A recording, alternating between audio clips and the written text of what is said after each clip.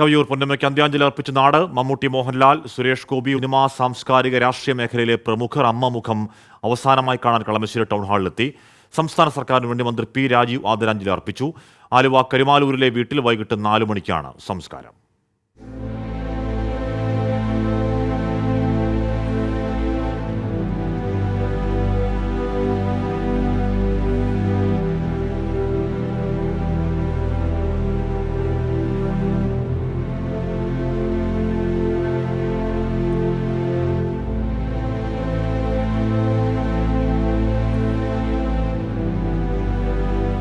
മലയാള സിനിമയിലെ പ്രിയപ്പെട്ട അമ്മയെ അവസാനമായി ഒരു നോക്കു കാണാൻ കളമശ്ശേരി ടൗൺ ഹാളിൽ ആയിരങ്ങൾ ഒഴുകിയെത്തി.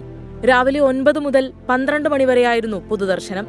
മമ്മൂട്ടി, മോഹൻലാൽ, സുരേഷ് ഗോപി, സിദ്ദിഖ്, ജോഷി, സത്യൻ അന്തിക്കാട് എന്നിവർ ആദരാഞ്ജലി അർപ്പിച്ചു.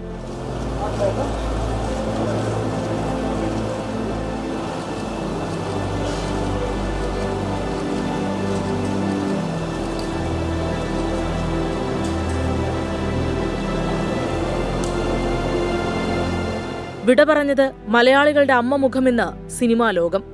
മലയാള സിനിമയ്ക്ക് ഒരു വലിയ നഷ്ടം, പകരം വെക്കാനില്ലാത്ത ഒരു അഭിനേത്രി, പകരം വെക്കാനില്ലാത്ത ഒരു അമ്മയാണ് നമുക്ക് നഷ്ടപ്പെട്ടത്.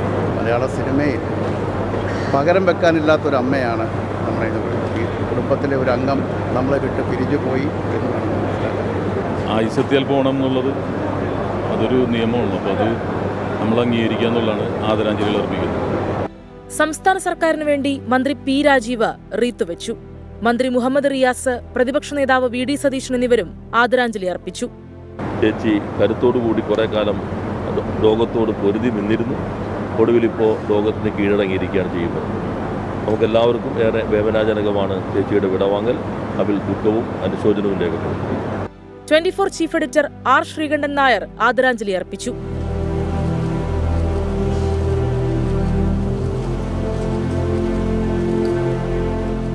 മൂന്ന് മണിക്കൂറോളം നീണ്ട പൊതുദർശനത്തിന് ശേഷം മൃതദേഹം ആലുവ കരുമാലൂരിലെ വീട്ടിലേക്ക് കൊണ്ടുപോയി. 24 കൊച്ചി.